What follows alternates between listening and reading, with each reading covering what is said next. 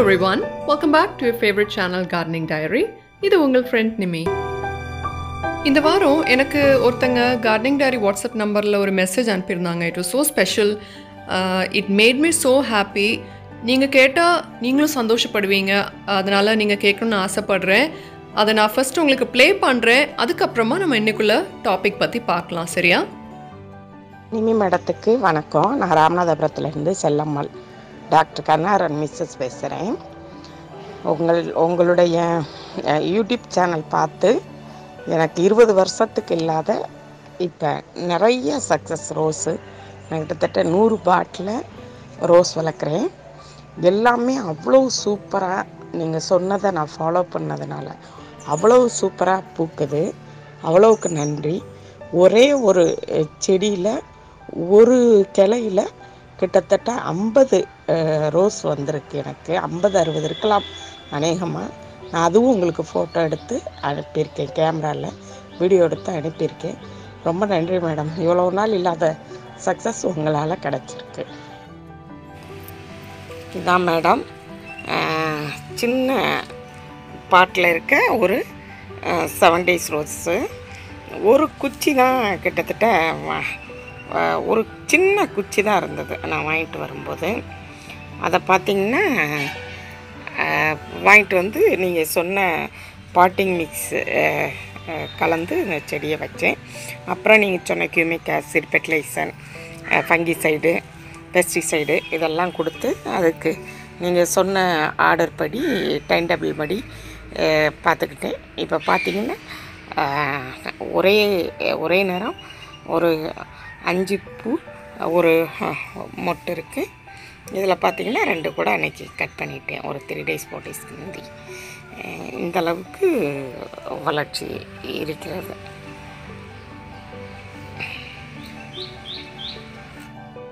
Chellammal ma'am மாதிரி நிறைய பேர் எனக்கு மெசேஜ் அப்பப்போ அனுப்புகிறீங்க. மூவிங் ஃபார்வர்ட் நான் வந்து இந்த மாதிரி உள்ள கிளிப்ஸ் ஆர் மெசேஜஸ் வந்து நான் நம்மளோட சேனலில் ஃபீச்சர் பண்ணலாம் அப்படின்ட்டு இருக்கேன். ஸோ பார்க்குற எல்லாருக்குமே அது வந்து மோட்டிவேட்டிங்காக இருக்கும் இல்லையா? ஸோ இவங்கள மாதிரி இன்னும் யாராவது சைலண்ட்டாக வளர்த்துட்ருக்கீங்களா அப்படின்னா கண்டிப்பாக come forward and share your story. நம்ம எல்லாருக்கும் ஷேர் பண்ணுவோம் and will share the happiness and motivate others also. இன்றைக்குள்ள வீடியோவில் நம்ம ரோசஸ் இந்த கோடை காலத்தில் பராமரிக்கிறோம் இல்லையா? ஸோ அது பண்ணும்போது ஃபாலோ பண்ணக்கூடிய ஒரு 5 இம்பார்ட்டண்ட் பாயிண்ட்ஸ், 5 பாயிண்ட்ஸ் பற்றி நம்ம இன்றைக்கி பார்க்க போகிறோம். அதுக்கு முன்னாடி க்ரோ அவார்ட் பற்றின ஒரு ஸ்மால் அனௌன்ஸ்மெண்ட். நம்மளோட இந்த க்ரோ அவார்ட் இனிஷியேட்டிவில் பார்ட்டிசிபேட் பண்ண ஆல்மோஸ்ட் எல்லாருக்குமே கன்ஃபார்ம்ட் பார்ட்டிசிபெண்ட்ஸ் நம்பர் இருந்த எல்லாருக்குமே வந்து ப்ராக்ரஸ் அப்டேட் எப்படி கொடுக்கணும் அப்படின்ற டீட்டெயில்ஸ் சென்ட் பண்ணிட்டோம். ஒரு சிலர் இன்னும் வாட்ஸ்அப் நம்பர் கொடுக்காமல் இருக்கிறீங்க. ஒருவேளை நீங்கள் மெயில் பார்க்காம இருந்திருக்கலாம். அந்த இமெயில் வந்து இன்பாக்ஸில் இல்லைன்னா உங்களோட ஸ்பேம் ஃபோல்டர், SPAM ஒரு ஸ்பேம் ஃபோல்டர் இருக்கும் மெயில் பாக்ஸில், அங்கே பாருங்கள். அந்த மெயிலுக்கு வந்து கண்டிப்பாக ரிப்ளை அனுப்புங்க. அப்போது உங்களோட வாட்ஸ்அப் நம்பருக்கு will share all the details. Okay, இனி நம்ம இன்னைக்குள்ள டாபிக் உள்ள போகலாம். First step is related to leaf burn. சம்மரில் இதுதான் எல்லாருக்கும் ஒரு பெரிய பிரச்சனையாக இருக்குது இல்லையா? ஸோ எனக்கே டெம்பரேச்சர் 33-34 அதுக்குள்ளால தான் இருக்குது.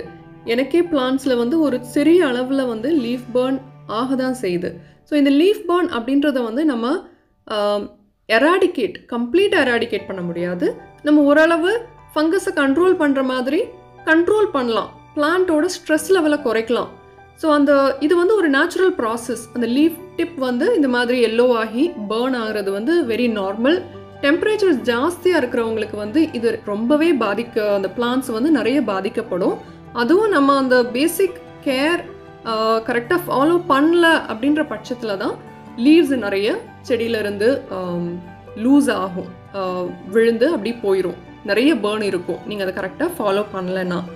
இதுக்காக நம்ம அதை தெளிச்சோம், இது பண்ணணும், இந்த ஃபெர்டிலைசர் போட்டு எது போட்டும் அதை சரி பண்ண முடியாது. தட் இஸ் நேச்சுரல், இயற்கையாக நடக்கக்கூடியது. நம்ம அதை கண்ட்ரோல் பண்ணுறதுக்குள்ள வழிமுறைகளை மட்டும்தான் நான் உங்களுக்கு சொல்கிறேன். ஒரு சிலர் இந்த மாதிரி ப்ராப்ளம் வந்த உடனே மெசேஜ் அனுப்புறது வந்து இதுக்கு என்ன ஃபெர்டிலைசர் கொடுத்தா சரியாகும் அப்படின்ற கேள்வி.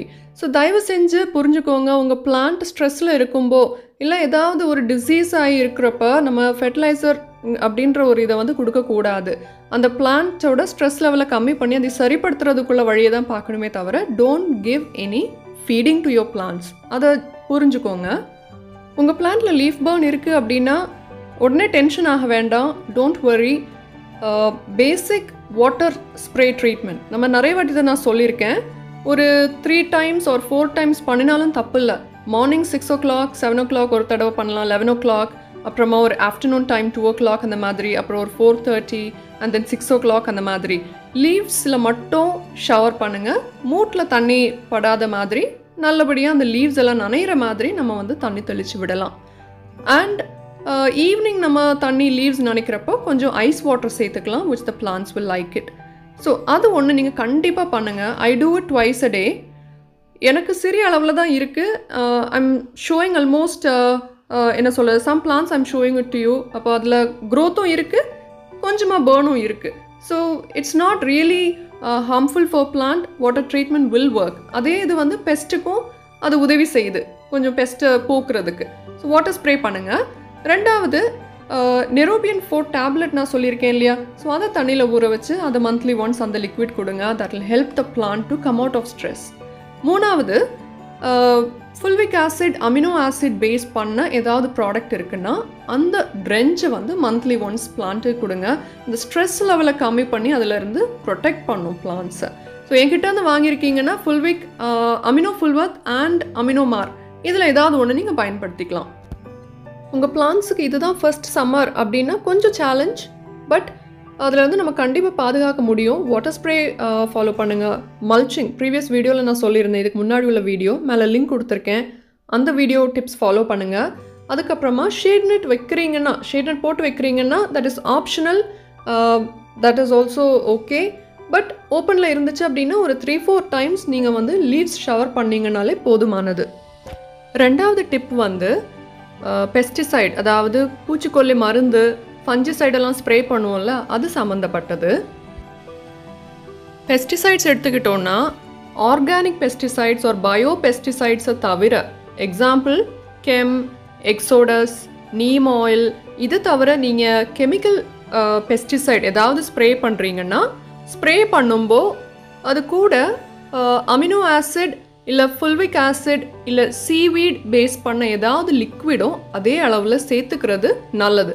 இது நான் அந்த மைட்டிசைட் ஸ்ப்ரே பண்ணி ப்ராப்ளமான அந்த ஸ்டோரி பண்ண அந்த வீடியோவில் இதை பற்றி சொல்லியிருந்தேன். அப்போது gem, exodus, neem oil use பண்ணுறீங்கன்னா அது கூட ஜஸ்ட் வெயிட்டிங் ஏஜென்ட் மட்டும் யூஸ் பண்ணி ஸ்ப்ரே பண்ணுங்கள். மற்றபடி கெமிக்கல்ஸ், எக்ஸாம்பிள் இமிடாக்ளோப்ரிட், டயமெத்தோயேட், இந்த மாதிரி ஏதாவது நீங்கள் ஸ்ப்ரே பண்ணுறீங்கன்னா அது கூட 2 லிட்டர் தண்ணி எடுத்துருக்கீங்கன்னா 2 ml ஃபுல்விக் ஆசிட் பேஸ் பண்ண ப்ராடக்ட், 2 ml சீவீட், அந்த மாதிரி ஏதாவது நீங்கள் பயன்படுத்திக்கலாம். நீங்கள் வந்து அது கூட அமினோமார் இல்லை ஃபுல்விக் ஆசிட் அது கூட பயன்படுத்திக்கலாம். இல்லை வேறு ஏதாவது பொருள் இருந்துச்சுன்னா அது கூட பயன்படுத்திக்கலாம். கெமிக்கல் பெஸ்டிசைட்ஸ் யூஸ் பண்ணுறப்போ மட்டும் இதை நீங்கள் கூட சேர்த்துக்கோங்க. அதே இது ஃபஞ்சிசைட் ஸ்ப்ரே பண்ணுறோம் இல்லையா, சாஃபோ, ஸ்கோர், வாட் எவர் ப்ராடக்ட், நம்ம எந்த ஃபஞ்சிசைட் ஸ்ப்ரே பண்ணுறோமோ அதை செப்பரேட்டாக ஸ்ப்ரே பண்ணுங்கள். ஃபஞ்சிசைட்ஸ் கூட வேறு எதுவும் சேர்க்கக்கூடாது, வெட்டிங் ஏஜென்ட்டு தவிர வேறு எதுவும் சேர்க்காமல் ஸ்ப்ரே பண்ணுறது பெஸ்ட். மைட்டிசைட் ஸ்ப்ரே பண்ணும்போது நான் ஃபஸ்ட்டு சொன்ன மாதிரி அந்த பேஸ் பண்ண அமினோ ஆசிட் இல்லை ஃபுல்விக் ஆசிட் பேஸ் பண்ண ப்ராடக்ட் வந்து அதே அளவில் அதே ml குவான்டிட்டியில் கலந்து ஸ்ப்ரே பண்ணிக்கலாம். அண்ட் இந்த மருந்துகள் பெஸ்டிசைட், ஃபஞ்சிசைட், மைட்டிசைட் இதெல்லாமே சாயந்தரம் ஸ்ப்ரே பண்ணுங்கள். 6:30 மேலே அதான் டெம்பரேச்சர் கம்மியாகும். ஸ்ப்ரே பண்ணும்போது ஐஸ் வாட்டரும் கூட சேர்த்துக்கோங்க. நீங்கள் 1 லிட்டர் தண்ணி எடுக்கிறீங்க ஸ்ப்ரே பாட்டில் அப்படின்னா ஒரு 1/2 லிட்டர் நல்ல சில்டு வாட்டர் சேர்த்து ஸ்ப்ரே பண்ணுங்கள். நீங்கள் நைட்டு ஒரு 7 மணிக்கு அப்புறமா ஸ்ப்ரே பண்ணாலும் தப்பு இல்லை. ஆனால் ஸ்ப்ரே பண்ணுறப்போ லைட் எல்லாம் வந்து ரொம்ப ஹீட் எல்லாம் இல்லாத மாதிரி பார்த்துக்கோங்க. இனி 3வது டிப் பார்த்தோன்னா அது பிளான்ட்ஸுக்கு உரங்கள், ஃபுட், ஃபீட் அப்படின்னு சொல்லுவோம் இல்லையா, அது சம்மந்தமானது. அது எப்படி கொடுக்கணும் அப்படின்றத பற்றி. ட்ரென்ச் அப்படின்ற வேர்ட் கேட்குறப்ப நிறைய பேருக்கு கன்ஃபியூஷன் இருக்குது. ட்ரென்ச் அப்படின்ற இங்கிலீஷ் வார்த்தை வேற ஒன்றும் இல்லைங்க. நம்ம செடிக்கு தண்ணியில் கலந்து ஃபுட்டு கொடுப்போம் இல்லையா, உரங்கள் கொடுப்போம்ல, அதை தான் ட்ரென்ச் அப்படின்னு சொல்கிறது. அதை வந்து அந்த செடியோட மூட்டு பகுதியில் டைரெக்டாக நம்ம கொடுக்குறோம். ஒரு மெத்தட் என்னென்னா ஸ்ப்ரே பண்ணி கொடுப்போம், இன்னொரு மெத்தட் வந்து சாயிலில் டைரெக்டாக நம்ம விட்டு கொடுக்குறத ட்ரென்ச் அப்படின்னு சொல்லுவோம். அதுதான் அதோட வித்தியாசம். ஸோ நம்ம இந்த உணவு கொடுக்கறது ஸ்ப்ரே மூலியமாகவும் கொடுப்போம், இல்லை இந்த மாதிரி ட்ரென்ச்சாகவும் பண்ணுவோம் இல்லையா? ஸோ ஸ்ப்ரே கொடுக்கறதா இருந்தால் அதை வந்து காலையில் பண்ணுங்கள், சாயந்தரம் பண்ணாதீங்க. It's better to do it in the morning. And temperature ஜாஸ்தி உள்ளவங்க, சென்னை மாதிரி கிளைமேட்டில் இருக்கிறவங்களுக்கெல்லாம் அந்த ஒரு 7-7:30 அந்த டைம்லலாம் அந்த சன்னோட லைட், அந்த ஹீட்டு வந்து லைட்டாக வர ஆரம்பிச்சிரும். அப்போ நீங்கள் வந்து ஸ்ப்ரே பண்ணுறதா இருந்துச்சுன்னா நேரமே, அதாவது ஒரு 6 மணிலேருந்து 7:30க்கு முன்னாடியே பண்ணி முடிக்க பாருங்கள். ஒரு 7 o'clock, in between 6 to 7, R அப்படி முடியலன்னா 7:30க்குள்ளேயாவது அதை வந்து ஃபினிஷ் பண்ண பாருங்கள். என்னோட கிளைமேட், அதாவது 33-34 வரைக்கும் இருக்கிறவங்கெல்லாம் 7:30 வரைக்கும் பண்ணிக்கலாம், பிரச்சனை இல்லை. 6:30 to 7:30. பட் ரொம்ப டெம்பரேச்சர் ஜாஸ்தி இருக்கிறவங்க வந்து கொஞ்சம் நேரமாகவே ஸ்ப்ரே பண்ணி முடிச்சிருங்க. உதாரணத்துக்கு பார்த்தோன்னா NPK ஸ்ப்ரே கொடுக்குறோம், இல்லை நீங்கள் சீவீட் ஃபீட் வந்து ஸ்ப்ரே பண்ணுறீங்க, இல்லை மெக்னீஷியம் சல்ஃபேட் சிலேட்டட் மைக்ரோநியூட்ரியன்ட் ஸ்ப்ரே பண்ணுறோம். ஸோ இந்த மாதிரி உணவு வகைகள் எதுனாலும் நம்ம ஸ்ப்ரே மூலியமாக கொடுக்குறத வந்து காலையில் கொடுங்க, நேரமே கொடுங்க. ட்ரென்ச் வந்து நம்ம காலையில் செடிக்கு தண்ணி விடுவோம்ல, அதுக்கு பதிலாக விடுங்க. அந்த ட்ரென்ச் உரங்களை ட்ரென்ச்சாக கொடுக்குறதையும் சாயந்தரம் கொடுக்காதீங்க, மார்னிங் கொடுங்க. 4வது டிப் வந்து பூக்கள் சம்மந்தப்பட்டது. இதுதான் எல்லாருக்கும் ரொம்ப பிடிச்ச டிப்பாக இருக்கும்னு நினைக்கிறேன். சம்மர் சீசனில் ஜென்ரலாகவே ரோசஸோட பர்ஃபார்மன்ஸ் கொஞ்சம் டல்லாக தான் இருக்கும். ஏன்னா பிளான்ட் வந்து ஒரு டிஃபென்சிவ் மோடுக்கு போயிட்டு தே ஓன்ட் பெர்ஃபார்ம். ஏன்னா கொஞ்சம் ஸ்ட்ரெஸ் இருக்கும் ஹீட்னால. So they don't really grow very well or bloom very well. நம்ம எதிர்பார்க்குற மாதிரி இருக்காது. சீசனில் இருக்கிறதுக்கும் சம்மரில் பூக்கிறதுக்கும் கொஞ்சம் வித்தியாசம் கண்டிப்பாக இருக்கும். ஆனால் சில வெரைட்டிஸ் வந்து நல்லா வளரும், சில வெரைட்டிஸ் வந்து டெவலப்மெண்ட் ரொம்ப இருக்காது. நம்ம என்ன தான் பண்ணினாலும் அது அப்படி தான் இருக்கும். So we have to be careful and protect the plants. அதுதான் நம்மளோட அப்ஜெக்டிவாக இருக்கணும். மறுபடியும் நிறைய வாட்டி இதை நான் சொல்லியிருக்கேன் இல்லையா? So don't expect your plant to grow vigorously, ரொம்ப புஷ்ஷியாக வளரணும், நிறைய பூ கொடுக்கணும் அப்படின்னு இந்த டைமில் எதிர்பார்க்காதீங்க. Whatever you get from your plan, be happy with that. So அதுக்காக நம்ம வந்து நிறைய பாஸ்பரஸ், பொட்டாசியம் ஹை ஃபீட் கொடுத்து அதை பூக்க வைக்கணும் அப்படின்னு we don't have to expect. நமக்கு வந்து நவம்பர் டு அடுத்த மார்ச் வரைக்கும் டைம் இருக்குது. So we can make a plan bloom then. இப்போதைக்கு will focus on its stress level and the basic protection, safety, அதெல்லாம் நம்ம பார்த்தா போதும். சில வெரைட்டி ரோசஸ் நல்லா பூக்கும், எப்போ மாதிரி அதோட குவாலிட்டி இருக்கும். சில பூக்கள் வந்து சின்னதாக தான் பூக்கும், பெட்டல்ஸ் கம்மியாக இருக்கும், கொஞ்சம் வித்தியாசமாக இருக்கும், டிஃபார்ம்ட் பட்ஸாக கூட இருக்கலாம் சில time. So don't worry about it. And தளிர் கூட உங்களுக்கு நிறைய வச்சு வளரல அப்படின்னாலும் டோன்ட் வரி. பெஸ்ட் ப்ராப்ளம் இல்லாமல் பிளான்ட் ஹெல்த்தியாக சேஃபாக இருந்தாலே நீங்கள் சந்தோஷப்பட்டுக்கிட வேண்டியதான் டியூரிங் தி சம்மர்.